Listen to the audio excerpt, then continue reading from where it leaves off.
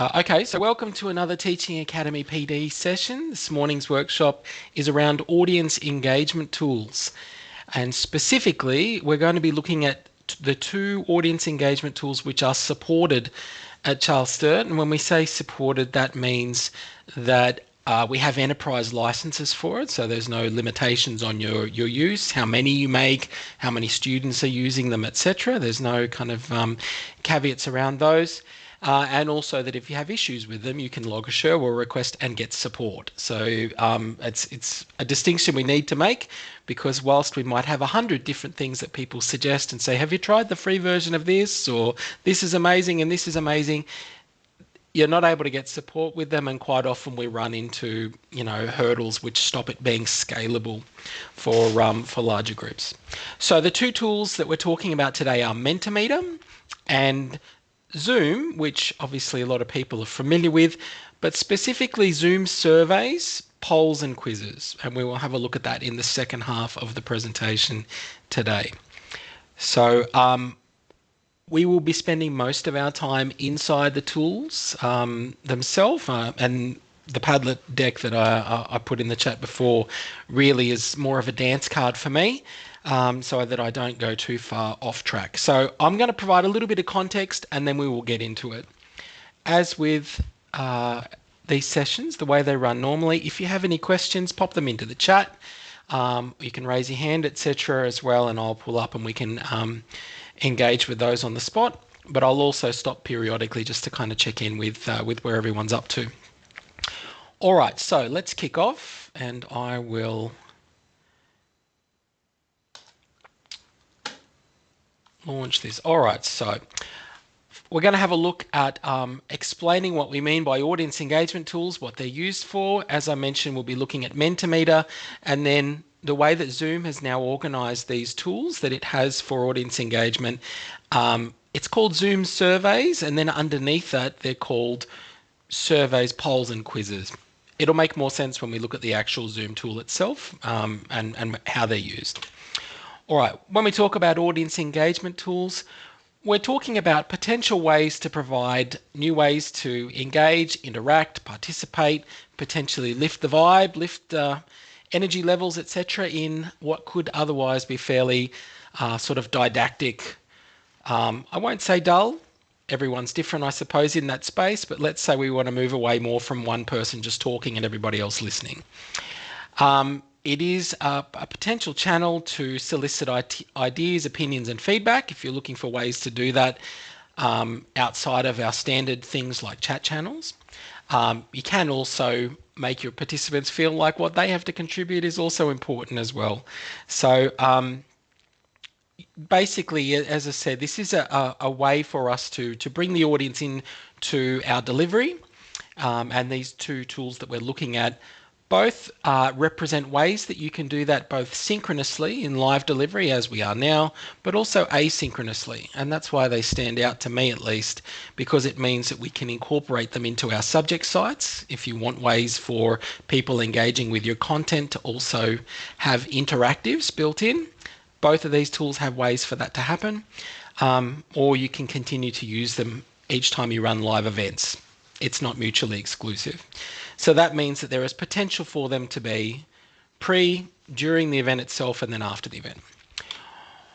Right, so we'll start with Mentimeter. I'll give you a little bit of language around it. We'll do some sample activities so you can see the scope of what it can do. Then we'll walk through the interface itself. I have put up the top here 3 terms: slides, activities, and voices. And this is the language that we need to keep in mind when we use Mentimeter. It is a presentation tool, first and foremost, which happens to have amazing interactive activities that you can put in the presentations. So when you think about building within it, it helps to think that, right, I'm building a Mentimeter presentation. It might only have one slide on it with one activity, but it's still a presentation with slides. We put activities on those slides potentially, whether it's one or more, and when the audience engages with it, it's referred to by Mentimeter as voices. So if you're looking at your results and trying to bring it up and find where they are, they call them voices. So that's why I have those three terms there, so we just understand how we think about them. All right, let me get this deck off the screen. And what I'm going to do before I get too far into this, I'm going to give you a link so you can have a look. Let's do that. Link, link, link.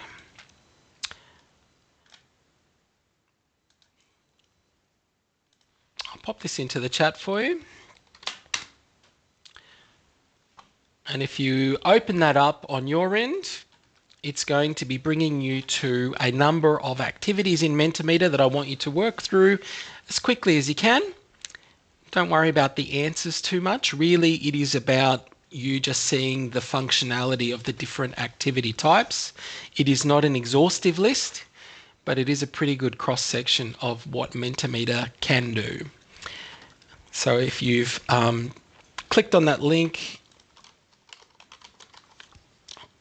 I'll open it up in a different browser so it doesn't know who I am.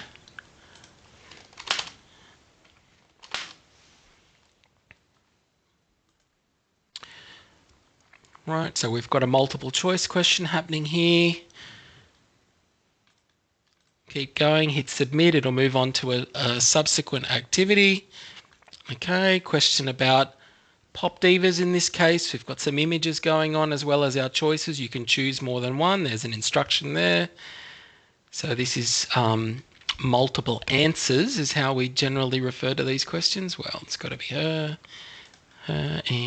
okay, whatever. Keep moving through those activity types. Desert island scenario, okay, 3 things that you're bringing, put in a response to each of those. So a thing, another thing, what is it? Let's go. Book, cat and water will do for me. And then we have a ranking activity, which is asking you to drag things in to rank how they sit for you priority-wise. I'm now going to jump to the answers, what I see as the host of this event. Feel free to keep working through those, but this is, again, more about demonstrating functionality than the substance of your responses. So I'm going to click on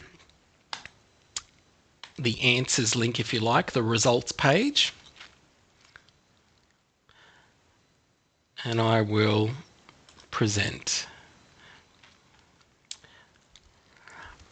All right, so if you recall the first question, which was multiple choice, it has taken, down in the bottom here, we can see 7 responders have answered this, and they've provided an answer that's presented as a bar graph, essentially. You can change how this looks if you want to use a donut, for example, or a pie chart, or different ways of the answers being organised. So pretty straightforward. This updates in real time as people put responses in. Then we had our multiple answers coming through, and the difference between that and the first one is more than just one answer, but we also had graphics or images. So again, we're seeing that spread, and as these are answered, this will move and jerk around as it's updated in real time.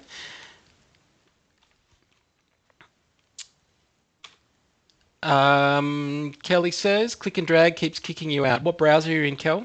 Is it Chrome? Dirty old Edge. Yeah, I'd switch browser, would be my thing. The third one that we had, which asked for you to select 3 responses for the desert island, is in fact a word cloud activity. And you can see that the responses that people have put in have populated the word cloud on the spot. And again, it is dynamic. We haven't actually seen this because we've been concentrating on putting our responses in. But as people make more answers to this, the cloud just keeps growing. Updates on the spot can look quite engaging if you're showing this with the audience whilst they're adding their responses in. And again, I can see 6 out of 8 of you responded to that particular question. Then we had our priority activity where we were talking about the fridge and what people wanted. And in this case, you're all very health conscious. That's lovely. Milk, carrots, Hummus. Wow. I guess maybe it's a Tuesday morning. I don't know. No one went for the leftover KFC or the goon. Well, good choice, I guess. Make good choices. So you can see the ranking activity presents the information a little bit differently.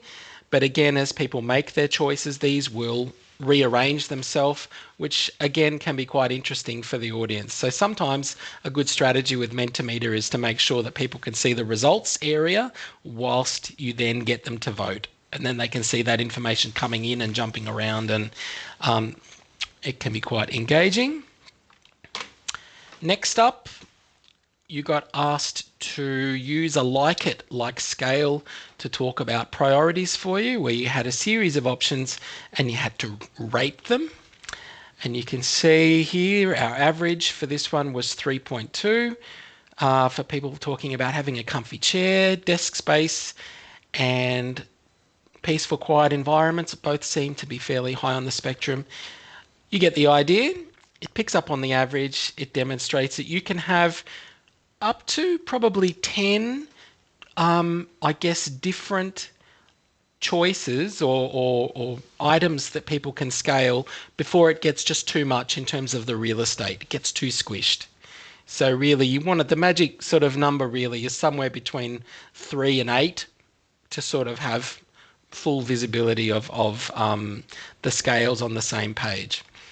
I will point out that the scales, sort of the continuum that we have in here, in terms of it being not a priority to you and then an absolute must have, this is customizable. So that means that when you're creating your scaling or your rating type activity, you decide on the language for it, as opposed to the default, which will be something like strongly agree versus don't agree at all. Or, you've seen like it activities before, you know what they're asking.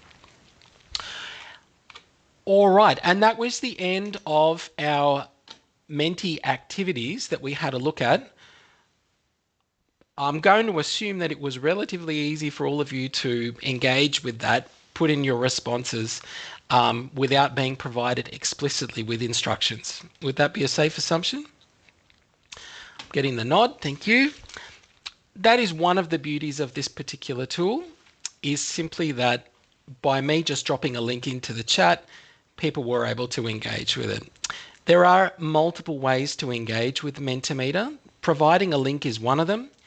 It'll also allow you to provide a QR code for people if they're there physically with their phones, etc. If you are in physical spaces and you just want people to scan something. And the third one, you may have noticed on some of those slides, they had instructions at the top of the screen which said go to menti.com and put in this code. So there are 3 different ways that you could potentially give your audience members access to Mentimeter, depending on where you are, how you're delivering, what suits you really. My preferred, I guess, mode of using this tool is definitely just providing a link in the chat. And that's because it seems to have the least amount of issues. All right, I have another type of Menti for you to think about, and then we're going to work through the build interface. So the next one, if I grab the link. Again, don't worry too much about the substance of your response. This is more just about looking at the functionality. I've dropped a new link into the chat for you. Click on that. And I will have a look at the results as they start coming in by clicking on my results page. And I'll present my results. So this is a progress check, if you will, the way that this has been conceptualized. It is a Menti presentation with about 4 or 5 slides. And what we'll be able to see in here as people put responses in, and you can see those updating, is it will give you a dashboard of sorts where you might be able to identify that students seem to have had mostly no problems working through the instructions, for example, in this task. Not many have made it to final submission. Where are the parts where they might be struggling, for example? So it's giving you a sense check using the ratings activity type. Let's keep moving through. Second part, specifically calling out the challenge areas. In this case, it is prioritizing. So it's using our ranking again. So it seems like a few of you are struggling with the case study analysis, for example. And if we move through again, then we get not a word cloud, but an open response question type, where people can simply put in their response into text, and then it will appear on a shared board, for example, to call it out. All right. It also has a Q&A feature built into it if people wanted to add questions in as well. But I think you get the idea. So this is quite a targeted use of a Menti presentation where we're trying to get specific information out of the audience. So it's not necessarily about it being an engaging interactive experience primarily. It's also about providing a way to get information for students that might inform where you go next with what you're doing. All right, so I've provided you with a little bit of a sampler in terms of Menti functionality. Now I want to take you through the build interface so you can see how to make your own. So I'm going to start by going to the base page for Mentimeter, and there is a user guide that's on the Padlet board for this as well, which takes you through the whole lot from where to go. So don't worry if you're not keeping up with different bits of what I'm doing. I'm going to go back to the base page and I'm going to sign out.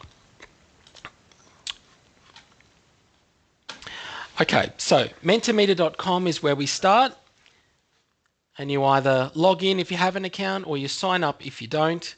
But what we're looking for when we join this page is 3 letters, SSO, which means single sign-on. Because we have an enterprise license, we want somewhere where we can put in our Charles Sturt credentials, our login information. So you'll notice that SSO sits down here at the bottom. Don't worry about this other business with Google and Microsoft and emails and things. None of that. Down here with SSO. Then you can put in your work email address and it will forward you to a login screen for Charles Sturt Uni. It's going to take me straight through because I've already logged in today. But it's the same as when we use those Duo logins for things on our other services. You just put in your work credentials and it will take you through. All right, so this is our base page in Mentimeter, or our dashboard, and it will show you a summary of your presentations if you've already got some. Otherwise, you're probably going to jump straight towards building a new Menti at the top. But I would just draw your attention to the menus on the left-hand side. At the top, it talks about your own presentations. You build them just here. You'll be the only one in the first instance that has access to them until you share them with an audience.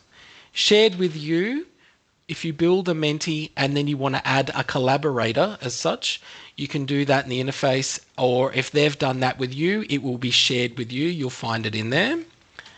Then we also have a shared workspace area, Charles Sturt University workspace. If you start by clicking on this and then you build your Menti, it will be in the public staff area for Mentimeter. And a lot of people have set up school or subject folders in here where they've built Mentis so that other staff can access them, basically. So you don't have to specifically go out and say, I want to share this with Janine and Annette, for example. You'll already be able to see it if it's been put into the shared workspace area. So it's just a distinction about where you start building the Mentimeter.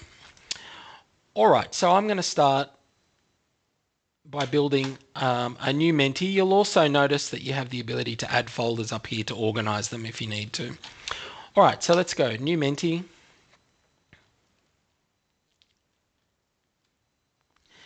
And I am going to start from scratch. Remember our language from before, presentation, slides.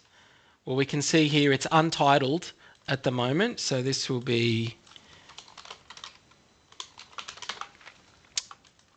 and I've got one slide currently which is empty.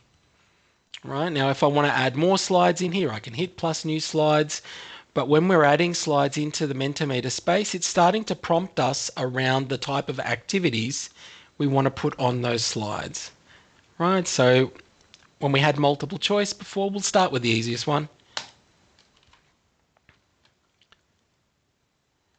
So that's our first slide. We're building a multiple choice activity. I can put my question in here. What color is the sky? There we go. Very creative. And at the moment, I've got three options. There's no text underneath them at the moment. So if we move across to the right-hand side, you'll see that I have the ability to configure how I want the answers displayed, pie, graph, etc. Pretty straightforward. Do I want them displayed as a percentage? Okay, fine. Do we want people to be able to select multiple options? So if you remember the Diva activity that we had before where you could make more than one choice, that's by toggling that on.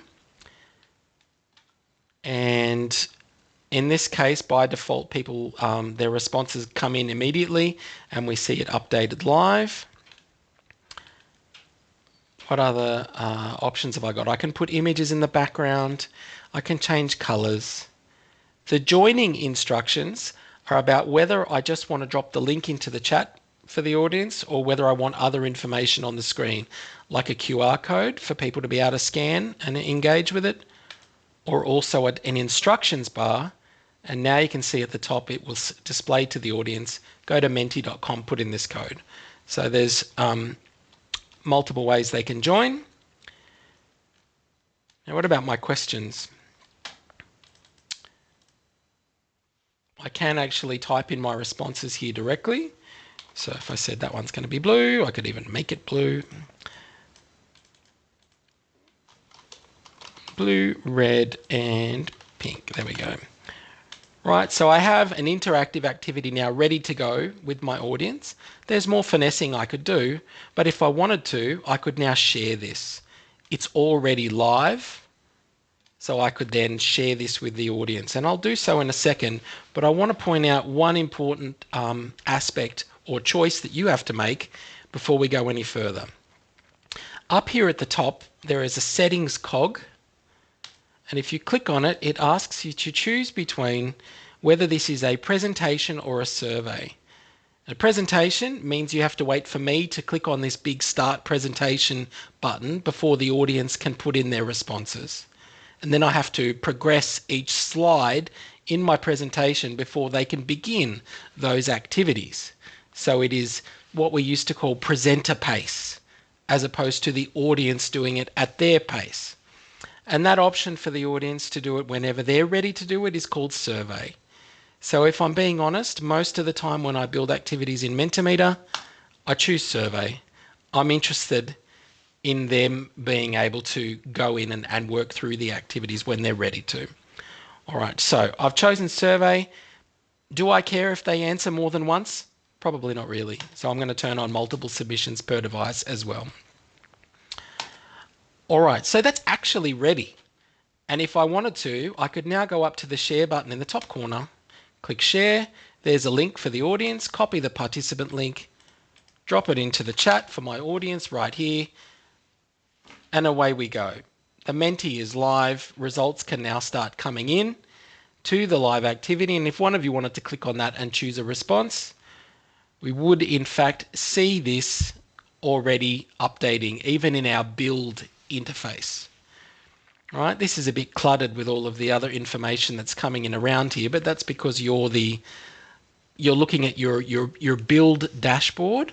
If you want it in a nice big screen, just click on Start Presentation, for example, and then you get your results slide that you can share with the audience like I'm doing with you, and you can see the results coming in, etc. So, as I mentioned before, one of the most appealing aspects of this tool is just how simple it is to build and share and provision it with other people really quickly and easily.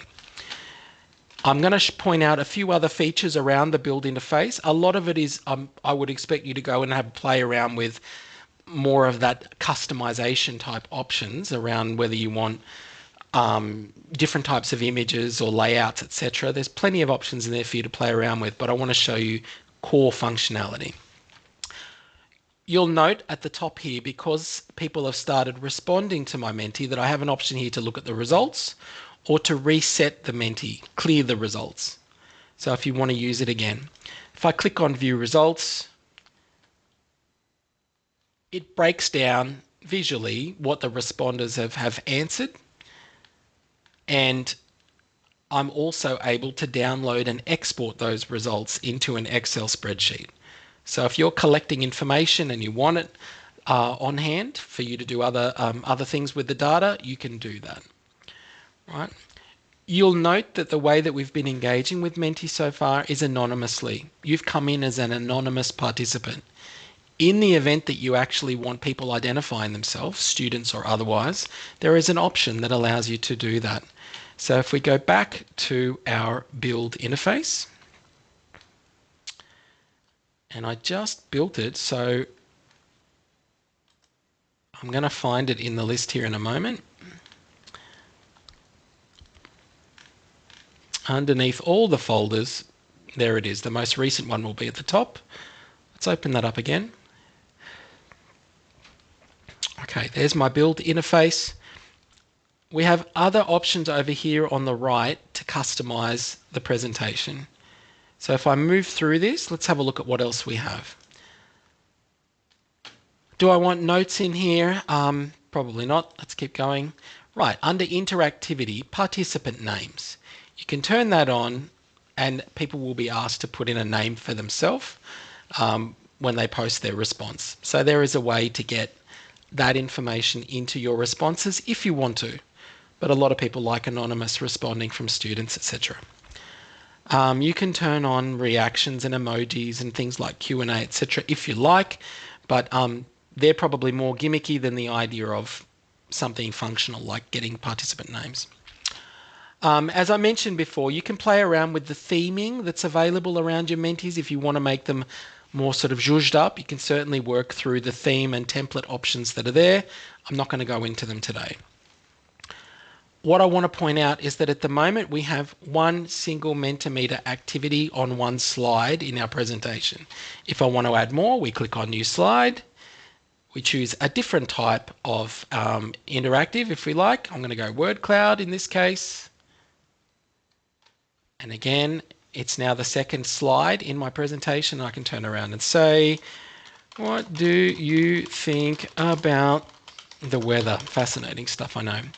Why does it want me to reload?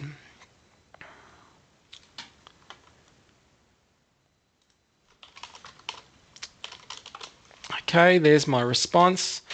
I can make this more fancy if I like. What other options have I got? Unlimited responses, or I can limit it to a particular number. Instant. Okay, then the rest is just window dressing, really. So that one's now a part of that same live presentation link that I shared with you before. Right, so that's how you build out a multi-activity Mentimeter presentation. And people would then be able to work through those subsequent activities. Many people only build one single Menti slide in their presentation and then use that one activity because that's what they're going for. But if you do want them to be subsequent activities, it's very, very simple. You just add more slides, more activities. All right, what we're going to round out now with is some of the finessing of the settings with Mentimeter. I talked before about needing to provide your audience with a participation link, which we get by going up here to share. There's our participant link for the presentation, which you can just share in the chat. That's the most obvious one. If you want a copy of the QR code, is in on a piece of paper that you can stick around the place for people to scan in a physical place and engage with their mobile devices, you can download that image here, print it out, put it wherever you need to put it. If you wanted to put it into a PowerPoint presentation, for example, download the image, put it into your PowerPoint presentation. So you can get the QR code from there. When you put an access code on Mentimeter, which was one of the instruction types at the top of the page, they generally, by default, they will expire in 2 days and there will be a new code, which probably won't mean much to you unless you're actually taking that information and pasting it somewhere else. And again, PowerPoint is usually where I see this happen. People have taken a PowerPoint presentation and they've put the instructions, go to menti.com and put in 1, 2, 3, 4, and then they use that slide deck again 6 months later. The Menti is not going to be active at that point because it refreshes the code. So it's only really relevant for people that are using that instructions code bizzo at the top of the page. You can make it longer if you like, but the longest it's going to go for is 2 weeks. So keep that in mind. All right, you can lock it at this point by disabling participation. And then our next option that we have down the bottom here is the ability to embed your Mentimeter presentation somewhere else. So if I copy the embed code here and jump into, say, a Brightspace subject site, I can now go into my content and I'm going to build a new page. We'll just call this Menti activity. Maybe I'm going to put some text in here in a minute. And then right here, I'm now going to put that embedded code that I talked about by going up to Insert Stuff. And then right down the bottom of the list, enter embed code. Select that, then Control V to paste. There's the code. Ignore this blocked message. For some reason, they think they're helping me by not showing me the preview. Hit Insert.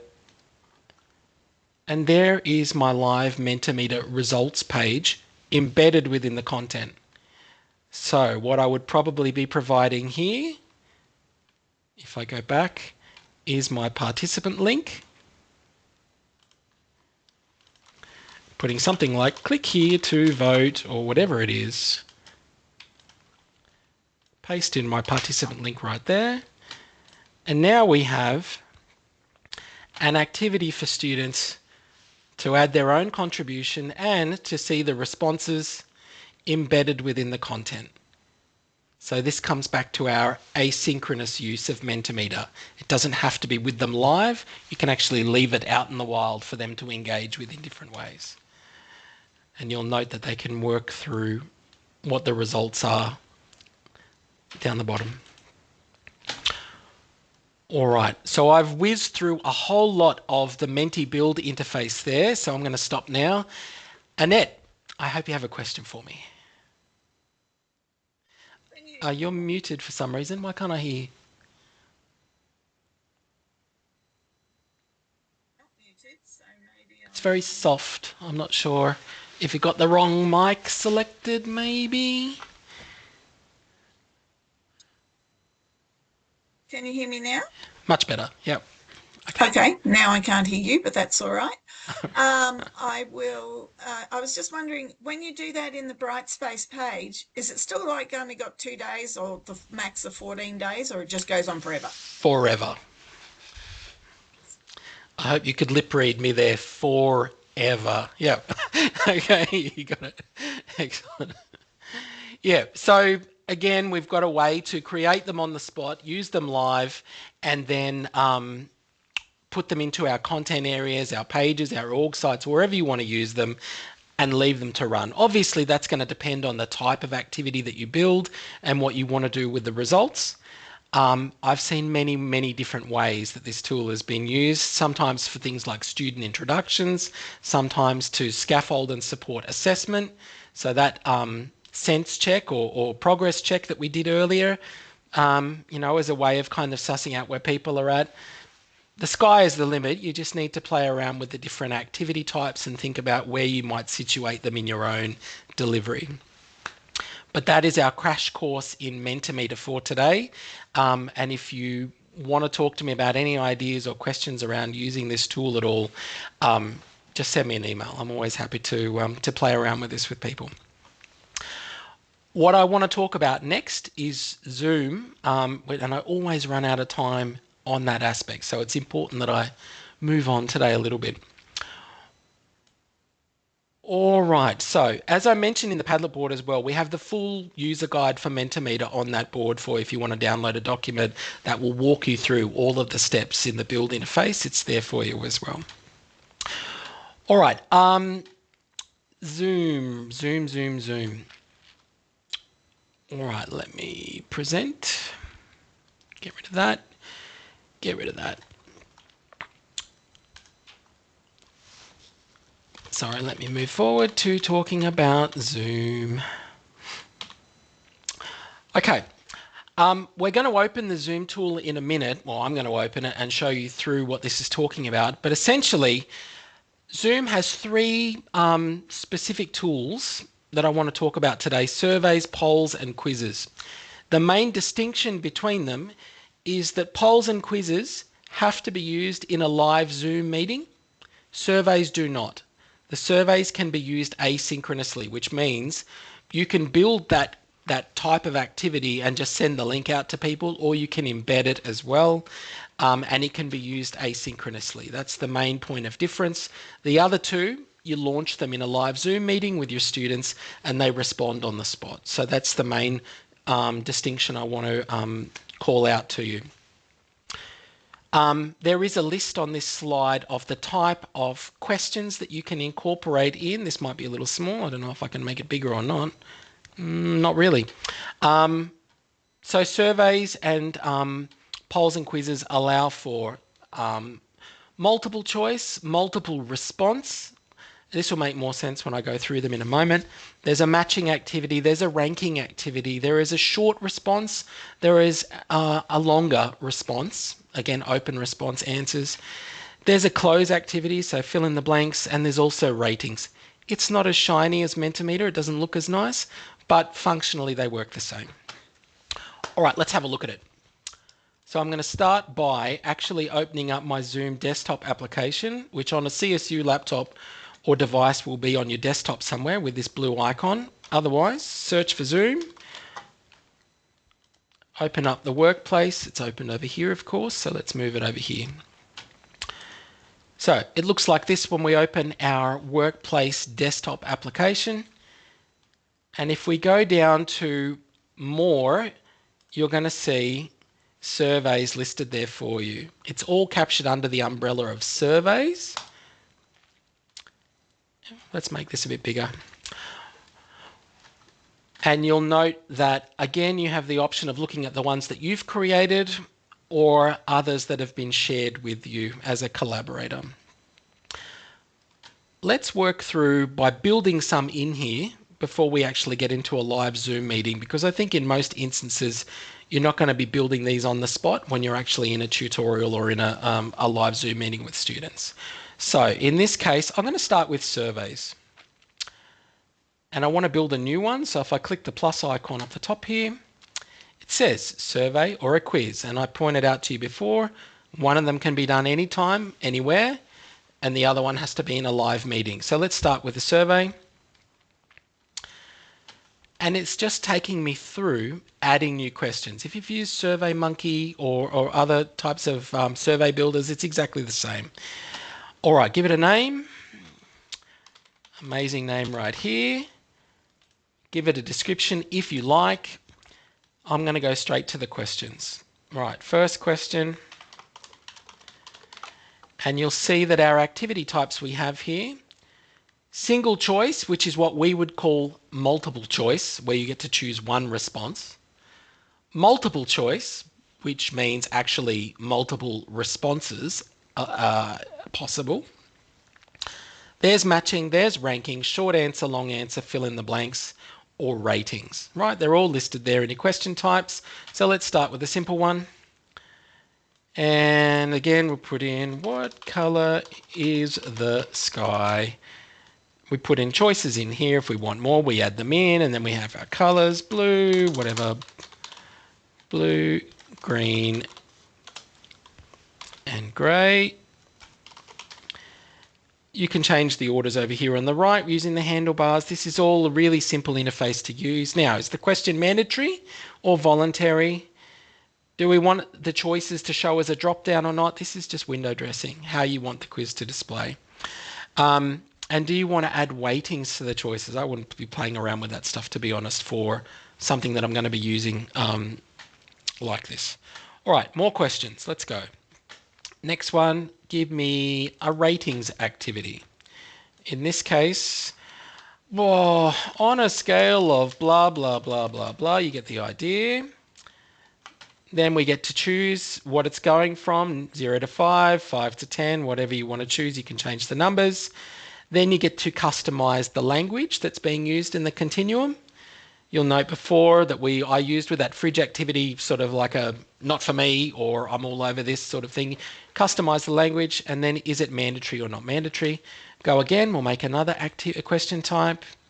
This time round, I'll go for open response. Give me short answer, and you'll note that you can set kind of your character limits, but I think it does have an upper limit, which I have in the Padlet deck, which I'm not looking at the moment.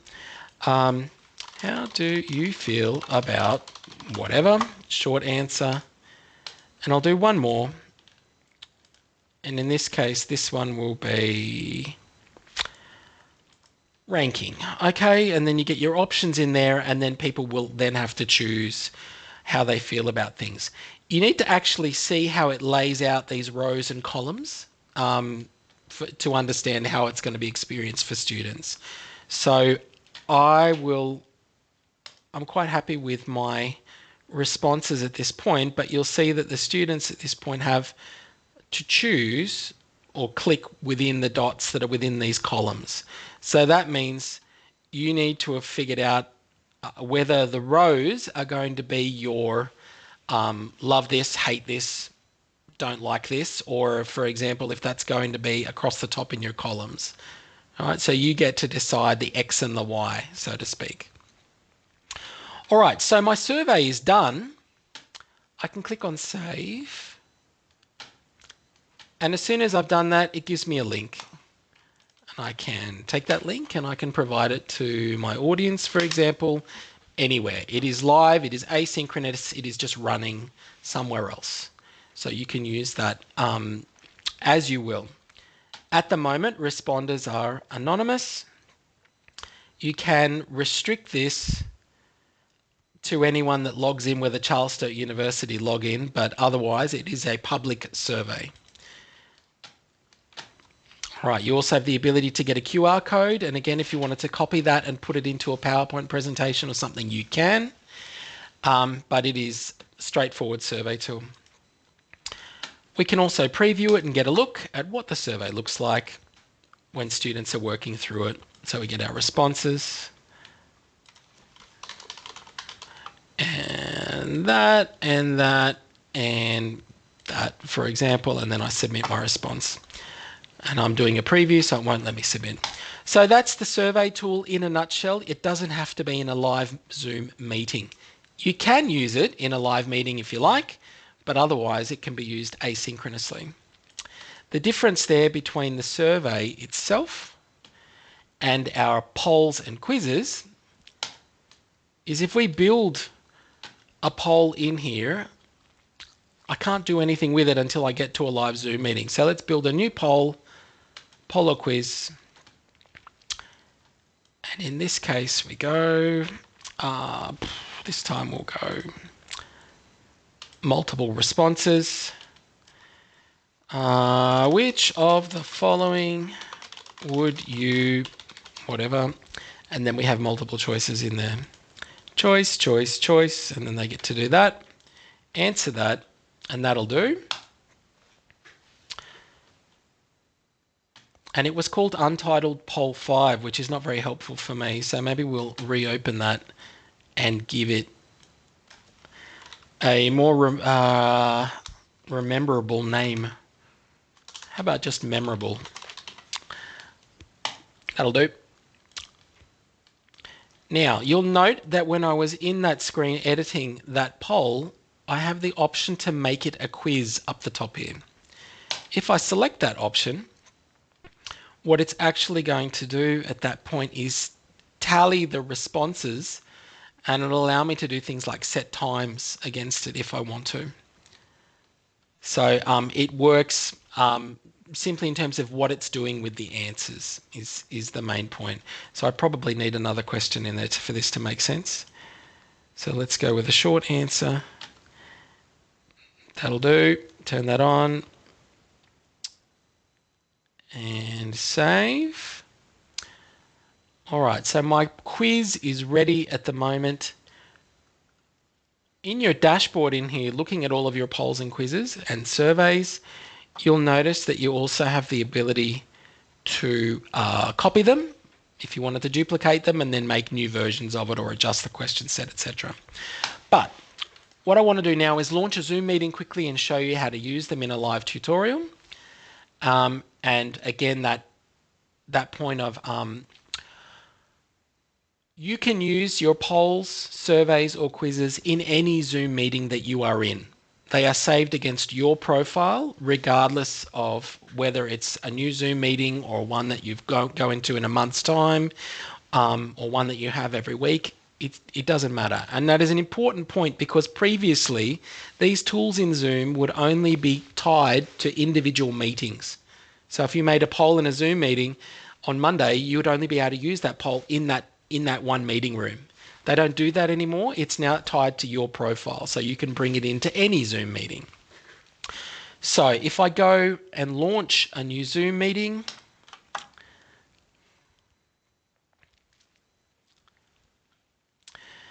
it won't use my camera probably because I'm using it somewhere else. That's fine. It's over there. Let's move over here. Can everyone see my Zoom room? All right, so I'm in my Zoom room with my students, and now I want to find my surveys, polls and quizzes. We go to more, and it'll be in here somewhere. Polls and quizzes is right there. Hit polls and quizzes. There's my list. So the survey that I talked about before, I'm not seeing it in here. It does say all your polls and quizzes in surveys. All right, so you don't get to actually use the survey tool through this menu. You'd have to share the link in the chat for the students to engage with the survey. So only the live tools, polls and quizzes, are in here. So there's the memorable one, and it has 3 stages. Create, which we already did. Edit, which is what we're looking at the moment. If I wanted to make changes to it, I could, but it's not live for the students. And then live, which is what happens if we click launch. At that point, it's now available to the audience. They get to see it in the Zoom room. They can put in their responses. And as they put in their responses, they will update live in the room with you.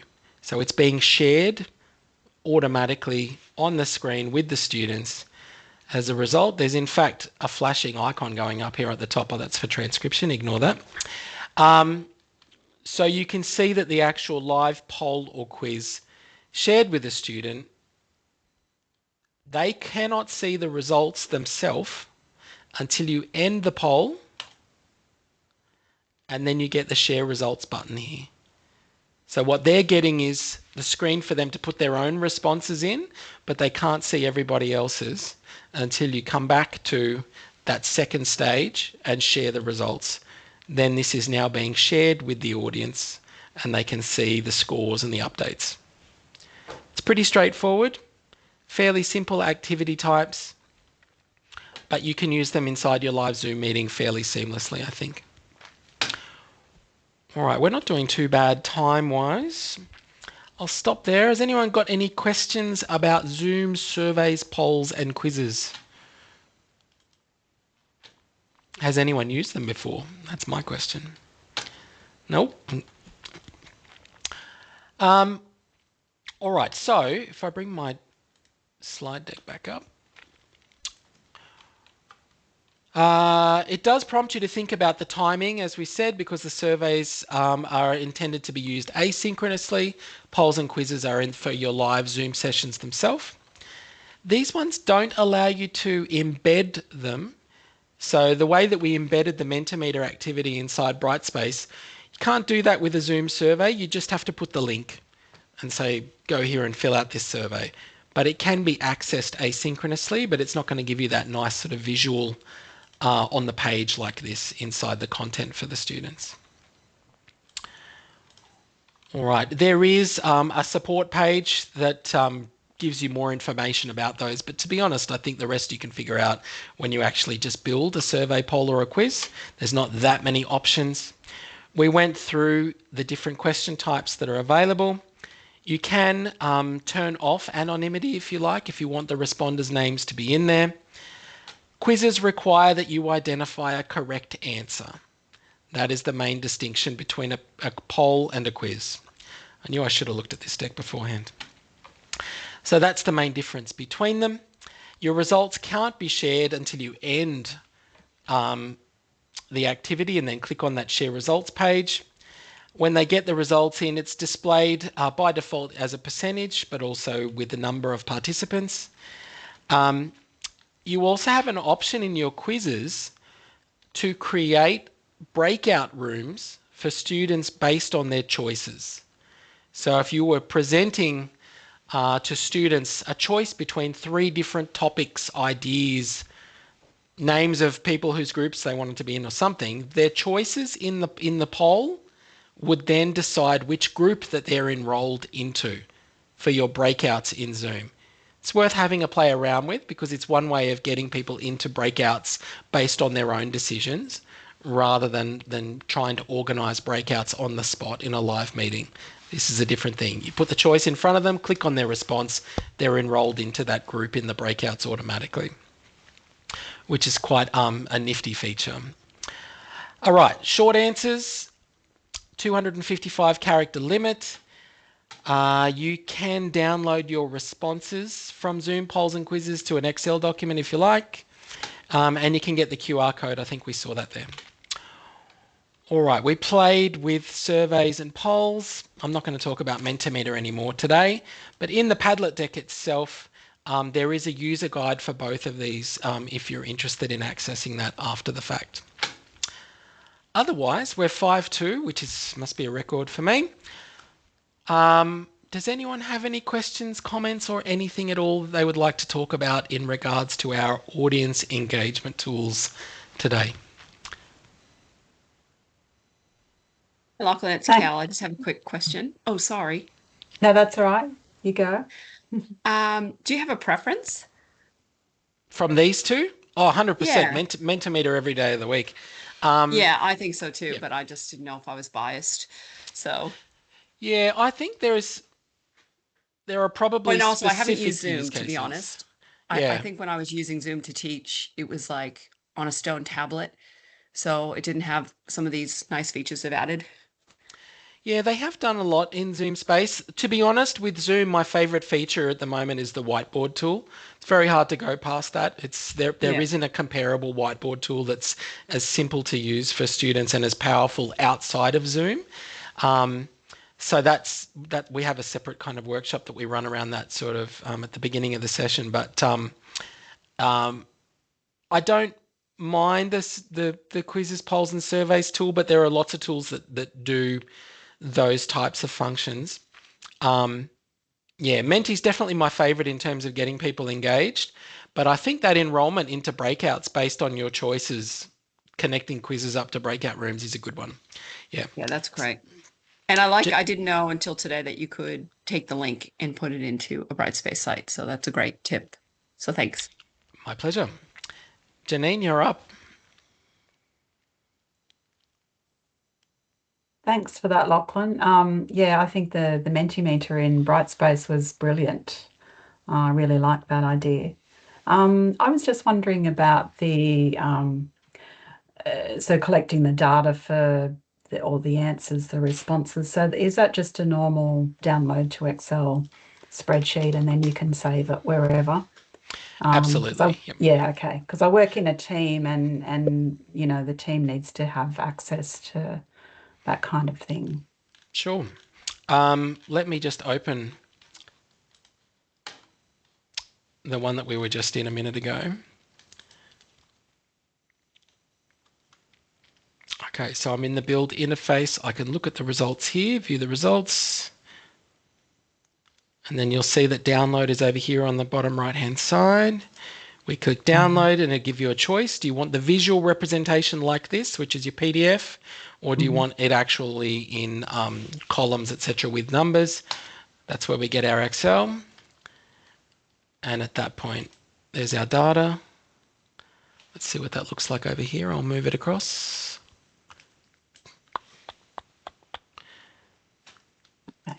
All right, so at this point, remember we had the option to turn on participant names. If we'd done that, we'd get a column that was basically saying who answered what.